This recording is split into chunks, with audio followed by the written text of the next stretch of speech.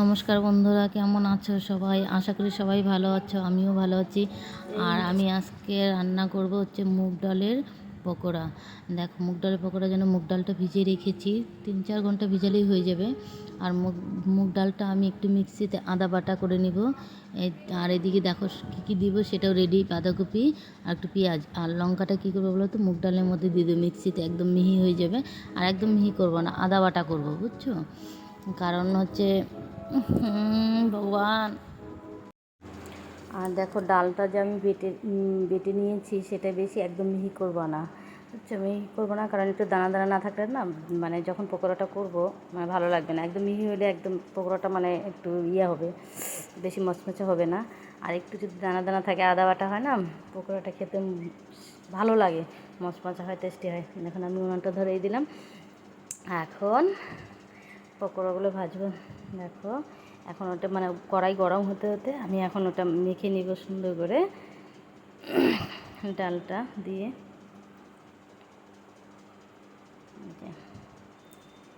এখন একটু হলুদ দিব, বেশি হলুদ দিব না, কারণ বেশি হলুদ দিলে একটু হলুদ হলুদ গন্ধ করবে।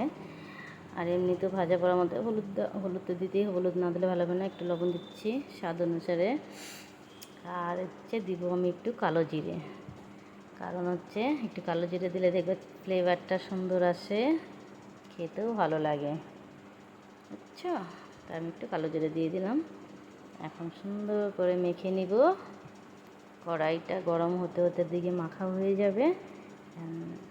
খাওয়ার জন্য তো মনটাও ছটফট করে, বিশ্বাস করবা না, মুগ ডালে পকোড়া না খেতে খুব খুব খুব ভালো লাগে। কারণ মুসুরি ডালেরও বড়া খেয়েছি, খেসারি ডালেরও বড়া খেয়েছি, মটর ডালের বড়া খেয়েছি, ছোলার ডালেরও বড়া খেয়েছি, মানে মোটামুটি সব ডালেরই আমার বড়া খাওয়া হয়ে গেছে। কিন্তু আমার সবথেকে ফেভারিট লাগে, খেতে ভালো লাগে হচ্ছে, সেটা হচ্ছে মুগ ডালের বড়া। তোমরা একবার ট্রাই করে দেখবে, একবার খেলে বুঝতে পারবে সত্যি যে মুগ ডালের বড়াটা যে এত খেতে ভালো লাগে, তুমি বুঝতে পারবে না না খেলে। তোমরা একবার এইভাবে খেয়ে দেখো, শুধু পেঁয়াজ দিয়ে খেলেও বেশি ভালো লাগে। তা আমি ভাবলাম, আমার না ঘরে পেঁয়াজ ছিল না বেশি, কারণ হচ্ছে কালকে শনিবার এমনি তো নিরামিষ খাই, আর রবিবার তো একটা দিন, কারণ সোমবার নিরামিষ, মঙ্গলবার নিরামিষ, আমার সপ্তাহে 3 দিন নিরামিষ। কারণ আমি ঘরে মঙ্গলচণ্ডী পূজা করি, তাই এর জন্যই হচ্ছে মঙ্গলবার নিরামিষ খাই। তো এর জন্যই না পেঁয়াজটা একটু কম আনি, কারণ এই 3 দিনের জন্য তো পেঁয়াজটা একটু কম ছিল। ভাবলাম একটু মুগ ডালের বড়া করি। আমাদের জন্য মাছ রান্না করেছি, আর আমার বরবাবু তো মাছ খায় না, তাই ভাবলাম একটু মুগ ডালের পকোড়া করে দিই সবজির সাথে, ওর জন্যই। আর এই ভাজার গন্ধ সঙ্গে জানো, আমার বরবাবু দোকান থেকে চলে এসেছে খাওয়ার জন্য, বুঝছি কী সুন্দর একটা সেন্ট হচ্ছে। কী ভাবছে গো? আমি ভাবলাম দেখো তোমার জন্য কী রান্না করছি। ওয়াও, সেই টেস্টি খাবার, সেটা হচ্ছে আউ, সব কিছুতেও, ভাজাতেও ডিস্টার্ব করে, আর এখন একটু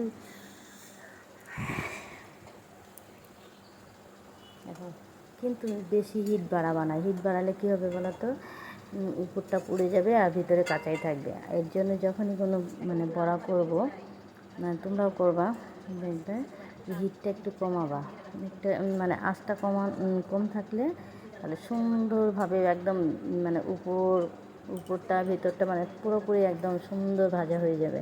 তা আমিও আঁচটা কমিয়ে সুন্দর করে উল্টে পাল্টে শুধু নাড়াচাড়া করে ভেজে নিলাম। আর এত খেতে যে ভাজছি, আর এত সুন্দর সেন্ট আসছে না, মনে হচ্ছে ইস কখন ভাজাটা হবে আর আমি কখন খাবো। আর আমার বর তো ক্যামেরার সামনে আসবে না, খালি সাইডে থেকে বলতেছে, ইস তুমি কখন ভাজবা গো, তাড়াতাড়ি ভাজো।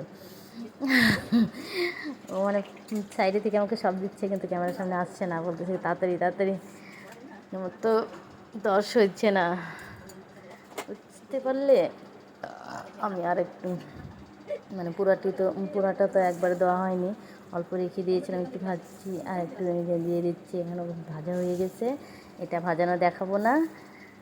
দেখো, ওইটা তো ভাজা হয়ে গেছে, আর আমি এটা দিতে থাকি। আমার বড় এক্ষুনি মানে ও সাইডে থেকে মানে পাগল হয়ে যাচ্ছে, তুমি একটু সাইডে রাখো থালাটা, আমি একটু নেই। ও তো বুঝতে পারতেছে না যে অর্ধেক দেখা যাচ্ছে আর অর্ধেক দেখা যাচ্ছে না। বাই টাটা, এইভাবে রান্না করো, দেখো খুব মজা।